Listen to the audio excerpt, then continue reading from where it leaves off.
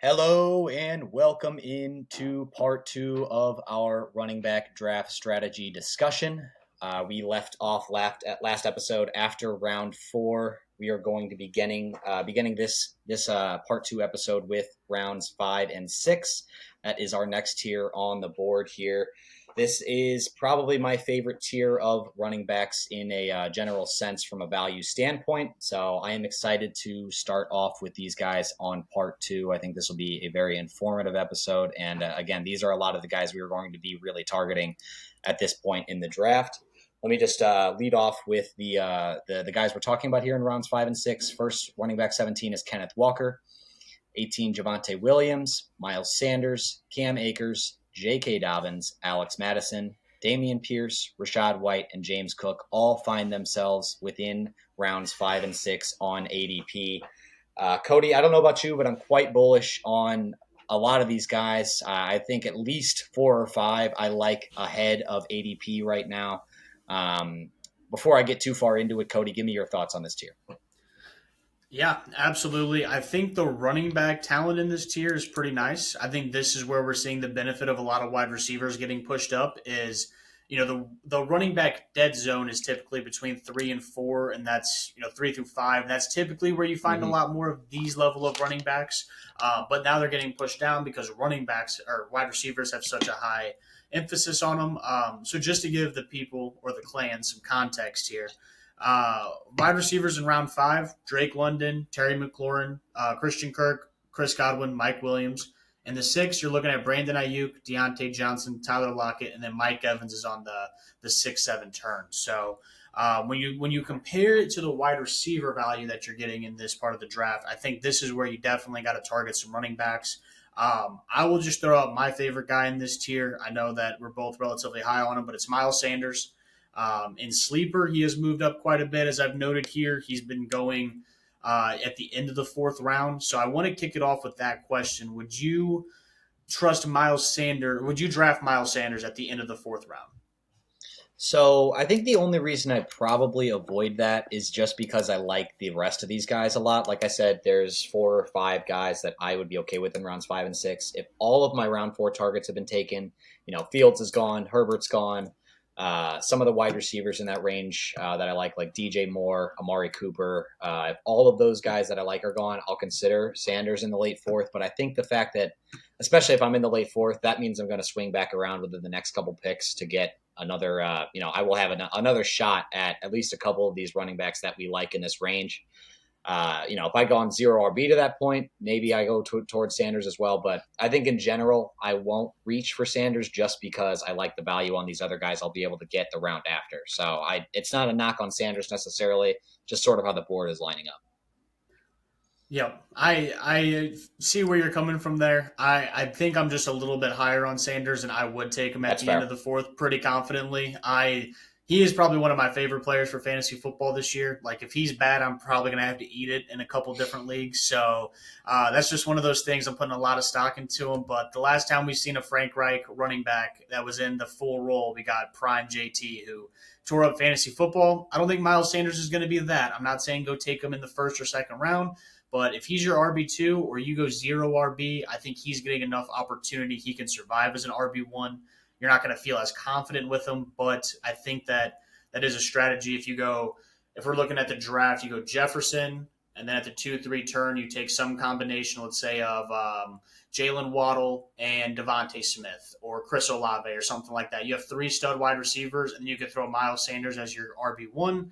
I like that strategy quite a bit, but like you said, know your league. This is sleeper. If you're on ESPN, if you're on Yahoo, check the ADP for those as well. He may still be in the 6th round. If he is, don't waste a 4th round pick on him. Wait another round, get him in the 5th or 6th. So I'm high on him, but I'm not telling you to go reach because there's still a little bit of risk. Miles Sanders, I don't think has ever been a full workhorse in his career, so we'll see what the change in workload does for him this year in Carolina as well. Yeah, I think the one guy in this tier I'd be willing to reach for into the 4th round is Kenneth Walker. I am 100% biased. I'm going to throw that qualifier out there, but I think he has top 5 running back potential where I don't know if I see that from really anybody else on the board here. I think a lot of these guys have potential to finish anywhere from 8 to 15, and those guys can be super valuable for your team. But I think Kenneth Walker is the one guy that has the talent to really break your league and win you your league in round 5. Probably a little bit more risk as well with Zach Charbonnet in the building, but still a guy I like quite a bit from a talent standpoint, and someone I think doesn't have quite the bust potential that most people think he does. The groin injury notwithstanding, looks like that's clearing up a little bit. But yeah, I think he's going to be the main ball carrier in Seattle, and he was great last year without catches. If they don't come again this year, that's not great for half and full PPR leagues, but it's something that he did quite well with without last year. So I like him a lot. Other guys in this tier that we like at ADP, I'm gonna throw some names out there that I prefer and see how you feel about them. So we've already talked about Walker and Sanders. We both like at their current ADPs. Javonte Williams, I want to get to in a minute. He's going to be almost a separate discussion. I think he is probably risen to where I am comfortable drafting him. I don't know if I like him in his ADP. He's probably right about where I'd rank him right now. Dameon Pierce, James Cook, and J.K. Dobbins. I like all of these guys. I think they all have talent. That's my biggest thing here. They're all younger. They all have talent, and they all play Dameon Pierce notwithstanding on good offenses, Dobbins and Cook especially. Pierce, we don't really know how that offense is going to look, but he should be a bell cow. They're holding him out of preseason. They're playing Devin Singletary and some other backs, which usually means good things for how they view Dameon Pierce. But how do you feel about Dobbins, Pierce, and Cook at their current value? James Cook, that is. Yeah, James Cook, absolutely. I James Cook at basically the end of the 6th round. I love him there, especially if you're in any kind of half or full point PPR. I would take him there all day. He is going around basically Cam, Akers through James Cook are all within 2 picks of each other. So that's Cam, JK, Alex Mattison, Dameon Pierce, Rachaad White, James Cook. So basically, if I'm ranking that tier, I really like number 1 for me. I'm a little iffy on J.K. Dobbins, not necessarily the player, but just the overall situation with him. So I'm a little bit more iffy on him than you are. I think if he fell to me at the end of the 6th and I needed a running back, I wouldn't have a problem drafting him. I would just need to put myself in that situation, see who else is available.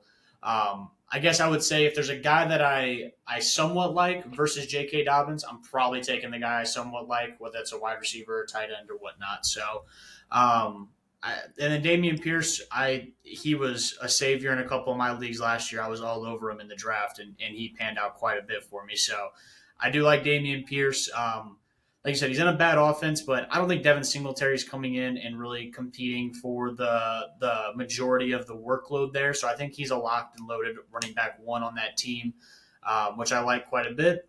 Cam Akers, I'm going to stay away from. Just a terrible offense. Not a terrible offense, but is 1 injury away from becoming a terrible offense yet again. I don't really want any part of that. Cam Akers really burned me last year. I actually wanted to make a comment about what we consider a bust in fantasy football, because I know a lot of people, like when CMC got injured 2 years in a row, that's a bust. You spent the first pick.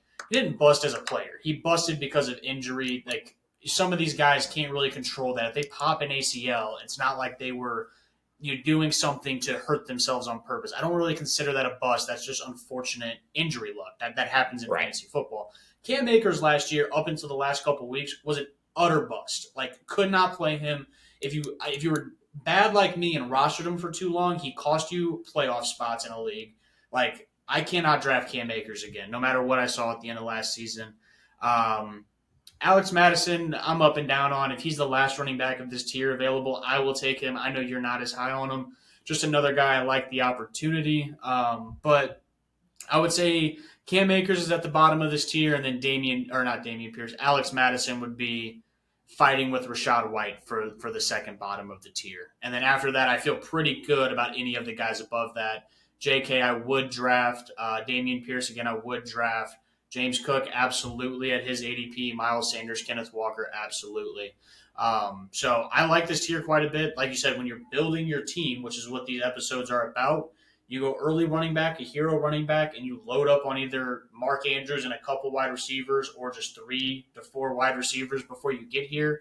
And then you get a Kenneth Walker, a Miles Sanders as your RB2, or even a James Cook as your RB2 with a fully loaded wide receiver room.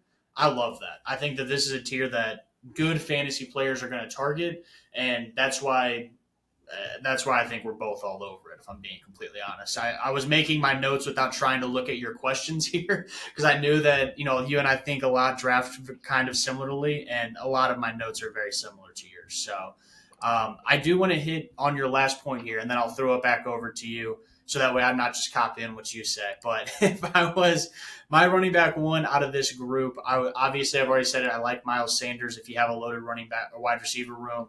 I'd also feel the same thing about Kenneth Walker. I'd be a little bit more concerned about Zach Charbonnet, but not enough to where I wouldn't draft him.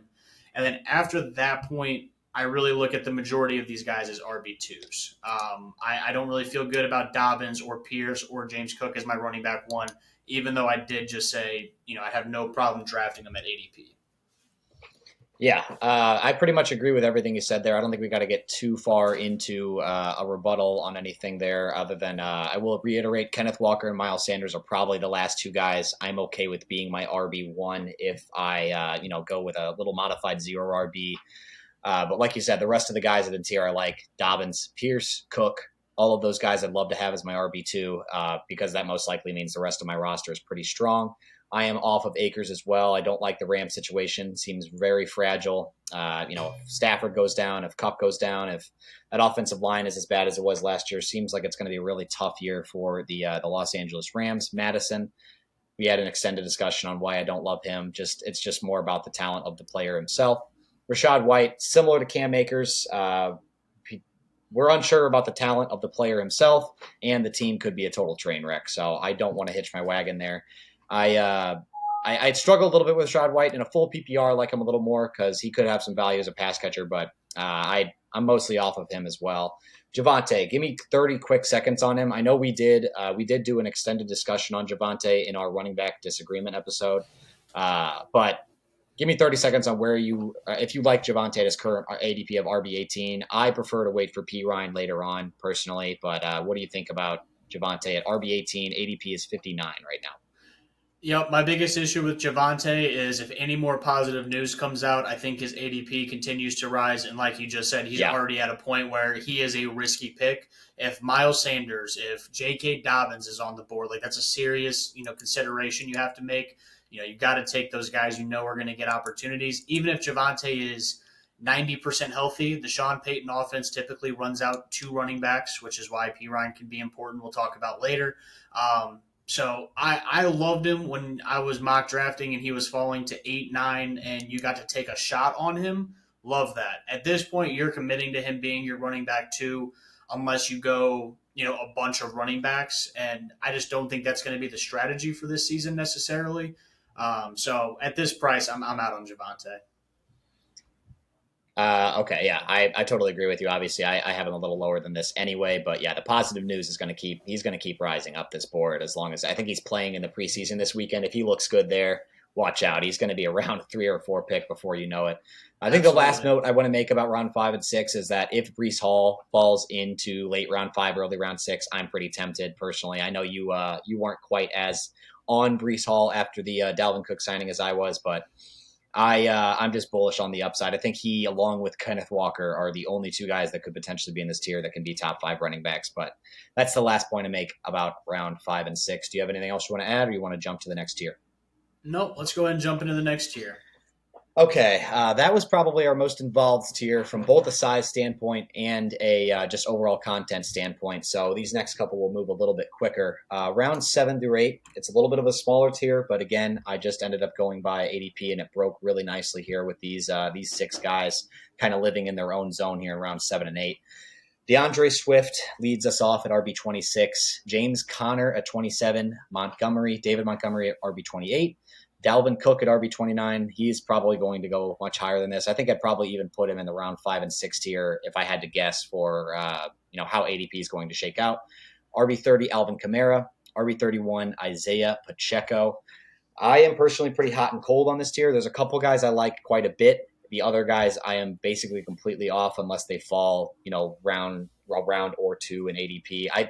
Before I jump it over to throw it over to you, I wanted to make this point. I should have made this earlier on as before we even started, but I think the term taking a guy off the board or that is just a term that should not be in your vocabulary. There is always a point where somebody is going to be worth the pick in the draft. I don't care, if you really don't like Jonathan Taylor this year, that's fine. But if he's sitting there in the 4th round, draft him. I mean, there is a point where every single player is worth the selection that they're at. So I just wanted to throw that out there, even though I don't like some of these guys. Yes, exactly. All these guys. Absolutely. Right. 100%. So, Kody, I'll throw it to you. Who are some of these guys? Some of the guys you're targeting here? Yeah, absolutely. The clear number one for me is James Conner. Just due to his stranglehold that he has on the touches in Arizona, I don't think Keontae Ingram, Corey Clement, or Tyson Williams are really challenging him for the role as long as he's healthy. I do. Yeah, I know those guys are good, man. Watch out there in Arizona. The team that is not favoring a single game all year is going to be running out elite running backs just out of nowhere. But yeah, I just think that he's my clear target in this round. That actually gives me a caveat. If you know that there's a way you're going to get Javonte in the 6th round, and then you could swing around in the 7th and get James Conner, and you could start James Conner as your RB2 and just have Javonte as a backup that he can work into his role, get healthy as the season goes, or you can figure out something to do with him. Love that strategy. But I think there's only James Conner to start the season, because Kamara does fall into this category. Obviously, you just have to draft and hold them. But going into week 1, the only players I feel comfortable flexing as we sit here would be James Conner or as an RB2. David Montgomery, I would feel comfortable with. I think it's a little bit more risky, but I think the early part of the season, he's going to definitely be a little bit more involved. We'll see if Gibbs steals some more touches from him. And then after those two, I'm really not that confident. I mean, DeAndre Swift, we'll get into some other Eagles options later in the draft. I just can't draft him where he's going for a committee. Dalvin Cook is just not going to be going here, so I don't want to spend too much time on him. I think once his ADP gets settled, once we're doing mock drafts next week, we could talk a little bit about him during the mock draft. He's kind of an unsettled guy right now. And then I'd take Pacheco in non-PPR, but that's probably the only format I feel really good taking Pacheco. Obviously, like you said, it's all about the value. If Pacheco falls around or so, I'm not going to say I'm not going to take him, but in half and full point PPR, I would be very scared taking Pacheco here in the 8th round. Yeah, I would agree. I'm almost completely off of Pacheco, even in non-PPR. Like you said, there was a point where I would end up taking him, but I just think this Chiefs backfield is going to be a committee, and it probably should be. Smarter teams usually operate that way because they know they're going to need these guys later in the season. Chiefs have the long game in mind. They're not worried about running Pacheco into the ground in week 4 when you need a fantasy win. But Pacheco's only going to get 12 to 15 carries because they know that's what's best for him long term.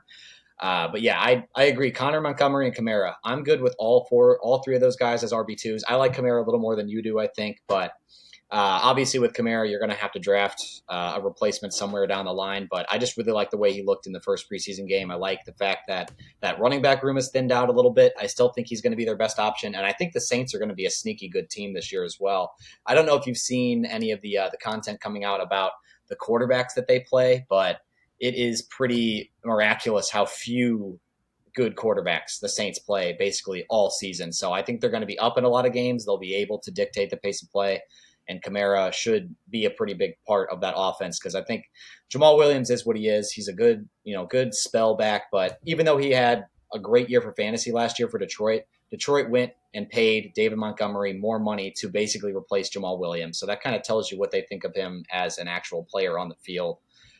So I think Kamara is clearly more talented, will be the lead guy when he comes back. Not going to belabor Conner. I think, like you said, they're going to be trailing in a lot of games this year, but he had 58 targets in 13 games last year. He's going to get the ball thrown to him quite a bit, especially when Colt McCoy's in, because he is not as mobile as Kyler Murray. So you're going to be able to eat up points in half and full PPR leagues with James Conner. They have no reason to not run him into the ground. I think this is the last year of his contracts. They might as well, not beat up any of their younger running backs that, like you said, they don't even have anyway. So I think Connor's going to get a lot of work, especially in the passing game. Montgomery, basically the opposite. Maybe not quite as much work in the passing game. That'll go to Jahmyr Gibbs, but he's on a really good team. The Jamal Williams mold should follow here with David Montgomery. Won't have as many touchdowns, but I'm cool with him being my RB2. Off Swift, off Dalvin Cook, off Pacheco. Give me Conner, Montgomery, and Kamara in this range. Yeah, there's one more point I want to make about this range before we move on, and that's going to be about Alvin Kamara. So this is, again, just know your platform that you're on. I think that's a very important thing when you're looking at draft strategy. Yep. Especially if you're in like a home league where maybe half the people do research before the draft and half the people show up to the draft with the ADP sheet printed off from ESPN or something like that. So if that's the case, I just want to like point this out. In Sleeper right now, Kamara got drafted in the 5th round, and I don't think I'd feel confident at all taking him there. You're really hoping when he comes back, he really can shoot for his upside at that point. So, check ESPN ADP, check Yahoo, check CBS, whichever app that you're playing on, and know your league a little bit. If Kamara's going to get snagged up in the 5th, I'd let someone else take him and let some value fall to you. So with that being said, would you consider him in the 5th or 6th round, or is he pretty much just a value play here in the 8th, 7th, 8th? You talk about Kamara? Yeah. Sorry, I missed that first part, but I'm not reaching for him in round 5 or 6. I think I'm playing the value at round 7 or 8, just because, again, I like a lot of the guys we talked about in the previous tier, so I'm taking pretty much all of them over Kamara just because they're going to be there week 1, and I like their upside almost as much anyway. So I think all the guys we talked about before, James Cook, Dameon Pierce, Kenneth Walker, Miles Sanders, taking all of them over Kamara in pretty much any format. Same with like Breece Hall if he falls. But yeah, I like him in this range, but I'm not reaching for him. Fair enough. Let's go to 9 and 10. All right, this is where we have a bit of a break here, Kody. A lot of these guys are going to be less sure things, more you're kind of speculating a little bit here. With some of the guys in the previous tier, we can kind of count on Connor, Montgomery, those guys to have their roles in their offenses. Even if they don't produce to the level we hope they do, they're going to get touches and be, guys that aren't going to kill you in your fantasy lineup. These guys are more, guys we're going to have to just kind of see how their offense shakes out. And we'll know more once the season starts. But you're taking a bit of a lottery card on this group here. So rounds 9 and 10 includes Antonio Gibson, AJ Dillon, Brian Robinson, the teammate of Antonio Gibson, Khalil Herbert. I expect him to be probably in the round 7 or 8 tier by the time you draft, most likely. Rashad Penny, Samaje Perine, Jamal Williams of the New Orleans Saints this year, Zach Charbonnet of the Seattle Seahawks, Devon Achane, the rookie running back for the Miami Dolphins, and then Jerick McKinnon rounds out this tier, the Kansas City running back. I know that was a lot of names. I will try to reiterate as we go through here who we are talking about specifically. But Kody, give me a couple guys that you are targeting out of this tier, or if you're not targeting guys in this tier, tell me why. I do want to point out, just since you brought up that point, if you are curious of what running backs are in which tier, or you missed a name, or you don't know if you heard a name or not, all the running back names will be in the podcast and YouTube description as well, with the timestamps for each tier. So if you made it this far and you want to go back and look for someone, or you want to see where someone falls in the rounds, feel free to do so in the description. So in 9 and 10, for me, when you're at this point in the draft, it's really just, what does my roster look like and what kind of needs do I have? Most of the time when I get into this draft, as I would say, someone who's done a lot of mocks, so I feel like I'm an experienced mock drafter at this point. I'm looking at guys that are going to give me, upside, because I feel like I've locked down my running backs. I feel like I've locked down my receivers. These are just guys that, are kind of depth pieces or maybe upside pieces. Khalil Herbert 100% falls into there. I think even in the 7th or 8th, maybe the 8th, I'd feel really comfortable with taking him there. In the 7th, it's a little bit questionable because I obviously am taking James Conner over him, and I probably just loaded up on running back in rounds 5 and 6, so I need to maybe focus on receiver, tight end, quarterback, whoever may be available. So Khalil's a little bit questionable just based on who's around him. In this tier, we did mention Samaje Perine. Again, the Denver offense tends to run 2 running backs. Javonte's coming off that terrible knee injury. It wasn't the cleanest of tears, similar like Breece Hall had. So it's honestly amazing that he's at this point in his recovery. Either he's an outlier like Adrian Peterson, or Samaje Perine's going to be really good value for fantasy football. And I would say it's probably 75% on the Samaje Perine side right now if I had to bet on it. And then my other running back in this tier, I feel okay drafting. I'm gonna say one more than a caveat, and that's Jamal Williams. If you went 0 RB or hero RB and you need someone to flex or throw in your RB2 spot for a couple weeks while you figure something out, you can do that with Jamal Williams with Alvin Kamara's suspension as well as Kendre Miller's injury. And then Antonio Gibson, Brian Robinson. I don't necessarily hate drafting either of those two guys, just in specific formats. In full PPR, I prefer Antonio Gibson just being the pass catcher. In half PPR, I probably still lean his way, but I do think Brian Robinson is going to get more of the work. So in non PPR and even in half PPR, he should be right there with Antonio Gibson, just based on the workload I see him receiving over Gibson. But that's a little bit of an analysis on some of the names here. What are your comments on my comments there? Is there anyone that you disagree with or tend to agree with from me?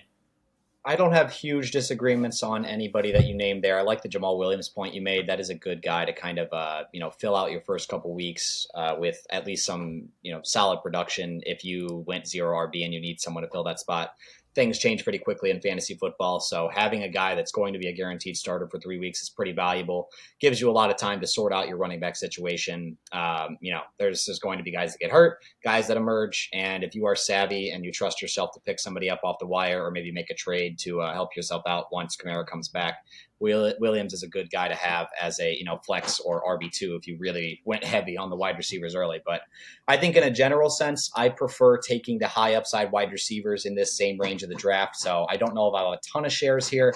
I like the injury notwithstanding from Treylon Burks. We'll see how he is. I think before the injury, I would have said he was in that group. Jahan Dotson, Jordan Addison, Gabe Davis, Marquise Brown, Jackson Smith and Jigba, all those guys going kind of in this tier, Quentin Johnson, and all guys that have the ability to really emerge and become wide receiver starters for you. So I think I'd be leaning towards those guys in most leagues. In non-PPR settings, obviously, you're probably going to lean more towards the running backs, but in half and full PPR, I'm leaning towards those young wide receivers for the most part. A couple guys I do like in this tier, Brian Robinson, I like him a little more than you. I just think he is probably going to be the lead runner and maybe, significantly out-touch Antonio Gibson by the end of the year. Khalil Herbert, I hate even including in this tier because he will not be in this tier. He'll be in the one above it when draft season rolls around. And I don't, I'd rather have the guys we talked about in the last year over Herbert. But if he's in now at 9 or 10, definitely take your shot on him. Samaje P. Ryan, agree with you. I'm not going to belabor that point. And then the rest of the guys I don't really love at ADP. Penny, I was really on at the beginning of draft season, but the tea leaves have been very negative out of camp for him. So I'd probably need a positive report or two to come out before I am able to draft him. Seems like he might not even have a roster spot. So I don't know if there are any other guys you really want to talk about here, but I think any guys we didn't really mention, we're probably not too keen on at their current ADPs. Yeah, there's one name I want to mention, and another fantasy football podcast actually talked about this guy, and that's Devon Achane. And they had a little bet between them on whether or not he is going to get 6 rush attempts per game. I think with how explosive he is, if he's on the field enough to get 6 rushing attempts per game out of the gate, I think he's okay taking a shot on. But it's just a guy we're not going to know enough about going into drafts. If you have 3 good running backs and there's just not a wide receiver you like at that point, I don't mind taking the shot on him as just a boom play. But I just wanted to get your opinion on that. I mean, would you take Devon Achane? Do you feel like there's just too many mouths to feed in Miami, not only in the running back room, but in general with Tyreek Hill and Jalen Waddle there as well? Yeah, so this is a situation where I think Wilson and Mostert are going to run ahead of him as far as at least the first and second down work is concerned. I think, McDaniel's a smart coach. He'll have some packages prepared for Achane specifically because he has speed, but I think those guys are going to be trusted inside the tackles. If one of them gets hurt, he becomes a lot more interesting. It's a very high possibility, but I think he'd need both of them to probably go down before he would be a locked and loaded fantasy starter. And I don't love to bet on those sort of things before the season starts. So I think I'd rather wait and take one of those guys out of the Miami backfield. And that's the biggest reason I'd probably be off Achane because I really do like drafting either Mostert or Wilson later on. All right. Well, let's jump into 11, 12, and then 13 after that. I feel like we're going to have a lot of the same guys in mind here, so we can kind of buzz through these last few rounds. Yeah, we can sort of combine these tiers, and we'll just touch on 11, 12, and then touch on round 13. We don't really need to transition because, again, these are all just late round dart throws that we're hoping for maybe guys that have one variable that could turn them into a fantasy asset like an injury or a role change that we weren't expecting. But guys in the round 11 through 12 range, Damian Harris at 42, Tyler Algier, Tank Bigsby, Elijah Mitchell, Kendre Miller of the Saints. I believe he will fall because of his knee sprain, so this ADP is probably not taking that into account. Devin Singletary at 47 of the Texans. Deontay Foreman at 48 of the Bears. Jalen Warren, I almost said Jalen Waddle. That would be quite the ADP for him. But Jalen Warren at 49 of the Steelers. I think you're getting into handcuff zone here. I would just really, in general, tend to want to take guys that might also be able to be flex instead of, guys that you're just waiting for an injury. So that means for me, I'm looking at like the Tank Bigsby's, the Elijah Mitchells, and the Jalen Warrens if you're in a PPR league. I think the rest of those guys, you really need an injury before they are startable fantasy assets, unless something we just really do not expect to happens early in the year. 100% agree with you. I don't even really have too much to add there. I think these are all just handcuff guys or even like Dameon Harris going where he's going is just I would never take Dameon Harris there in a draft, so I don't even have anything to say about that. Same thing about Devin Singletary. So, yeah, I don't have much more to add. I think round 13 plus is a little bit more interesting because there's actually guys here who could become fantasy assets. Yeah, I like them more than these guys, honestly. It's weird. Yeah. I do like those round 13 plus guys more than the rounds 11, 12 guys. Yep. All right, let's jump into 13 plus then because I think that's a more interesting discussion. There are some more interesting names here, and these are guys obviously that you can wait as long as you want to wait for, and they will probably be available for you really late in your draft. So let's go through the names here. At 50, we have Roschon Johnson, the third Bears running back we have talked about so far, rookie out of Texas. He backed up Bijan Robinson, so didn't get a ton of work in college, but it's a talented player. 51, Raheem Mostert, who we just mentioned. Kenneth Gainwell at 52 of the Philadelphia Eagles. Tyjae Spears, he is the pure handcuff for Derrick Henry out of the Tennessee backfield. Jeff Wilson, the other Miami guy we just talked about. Chase Brown, the Cincinnati Bengals running back. He was drafted this year. Who was the guy that you mistaked him for? Chase Bryce, I believe. Chase Rice, the country Chase singer. Rice. Yep. Okay, yeah, okay. Absolutely. Zamir White, the pure handcuff for Josh Jacobs in Las Vegas. Ezekiel Elliott at 57. Jerome Ford at 58 of Cleveland, the backup to Nick Chubb. Chuba Hubbard at 59 in Carolina, and then Kareem Hunt at 60, currently teamless. Kody, give me a couple guys that you are looking at in this tier. Yep, I will let you talk about the Miami guys because you already mentioned them earlier. So I will take Kenneth Gainwell.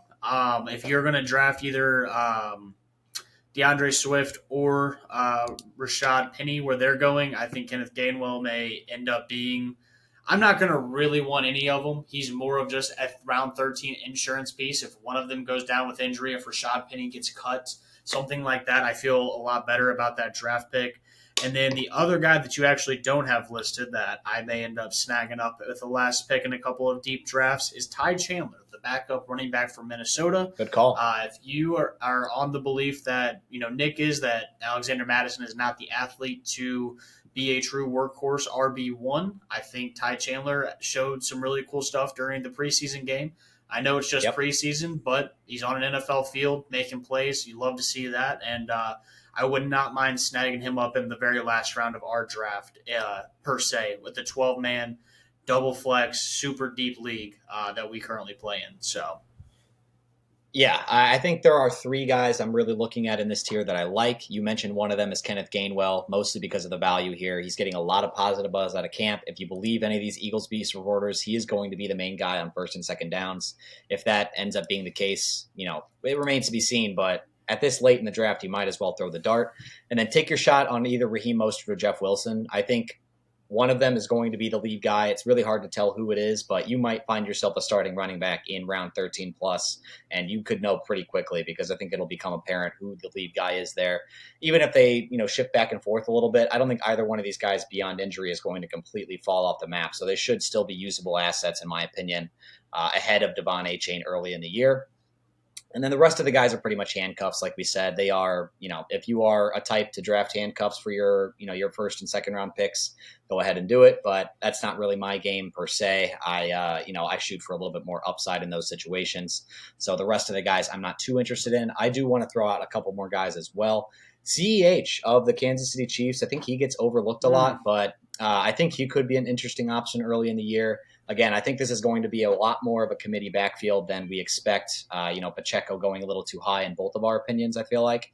I think CEH could be just as valuable. Another guy that could be a plug-and-play guy for you early in the year if you go 0 RB. And then Deuce Vaughn of the Dallas Cowboys, another guy I want to throw out there because I think there will be a second fantasy-relevant running back in Dallas. Not sure who it's going to be, but Deuce Vaughn looked really good in his first preseason game. I loved his tape coming out of Kansas State. He's a very tiny guy. I think that is obviously apparent, 5'6", 176. So he's not going to be a guy that's going to get 15 to 20 touches a game, especially with Tony Pollard there, but could be a guy that, behind a really good offensive line on a good team, could be a fantasy asset in deeper leagues. Yeah, good call there on CEH and Deuce Vaughn. If you play in drafts too. Yeah, I was going to say, if you play underdog best ball, that goes through 18 rounds, and Clyde is consistently an 18th round pick in there. So, we're talking about a guy who's probably on the waiver wire week 1. And there's a chance he comes out, and you never know that CEH may be the RB1 to start the season for the Chiefs because there's no guarantee Pacheco's the number 1 guy. He may have looked the best to end the season last year, but Andy Reid likes to run a specific offense. Pacheco really doesn't fit into that offense all too well. So, I think McKinnon and CEH are really the running backs Andy Reid would prefer if he was building one in a lab. So, I do think that there is some value there with going late CEH. But Deuce Vaughn will be interesting. I'm looking forward to the Dallas Week 2 preseason game, hopefully seeing a little bit more explosiveness out of him. If he replicates what he did in Week 1, I don't even think Malik Davis is in consideration for their RB2 in my mind. I would gladly take Deuce Vaughn at the end of my draft, just with the hope that he's either a handcuff to Tony Pollard or he's used not similar to Zeke, but him and Pollard are similar to how Zeke and Pollard were last year, where they both just get enough usage to where they're both fantasy relevant. So I love the shout out there. A couple other guys just in this tier. Jerome Ford, I think, is a good handcuff. To Nick Chubb. He's gotten a lot of good hype out of camp. I think he may have had a small injury. I can't remember if I'm remembering that correctly. He did. Okay. I think it was a soft tissue injury that he should be back in time for week 1 for. He actually has some slight potential to be usable week to week as well. We saw how they used Kareem Hunt the past couple of years. I don't think Cleveland wants to throw 30 touches a game on Nick Chubb necessarily. So Jerome Ford could be somebody that is usable week to week. I just don't love taking these guys that have been kind of career practice squad / RB3 types because there usually is a reason that they are that way. But, could be a guy that gets used a little more than some of the other handcuffs here. Absolutely. And then the last name I wanted to point out, I'm not going to be able to find that on here. Darn it. Was going to be Zamir White because if you draft Josh Jacobs, this weekend, if you're drafting, he's on 56. I think taking a shot at Zamir White is fine as good well. Point.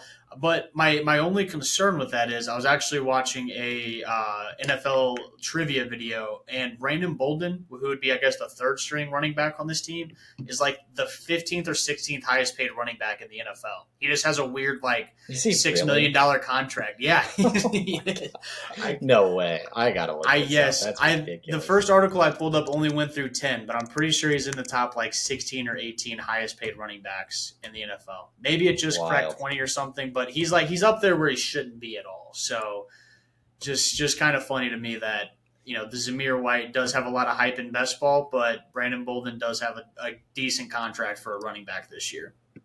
Moms, teach your sons that are running backs to punt cover, because I feel like Brandon Bolden has made a bit of a career on being able to be a third or fourth string running back and being able to cover punts well. That's pretty funny, but that's a good point to bring up. Yep. All right, Nick, let's hop out of here. Let's go get our running backs filmed. If you made it through this one, made it through the other one, like, comment, subscribe, all the good stuff. We'll be back with running backs tomorrow. Peace out.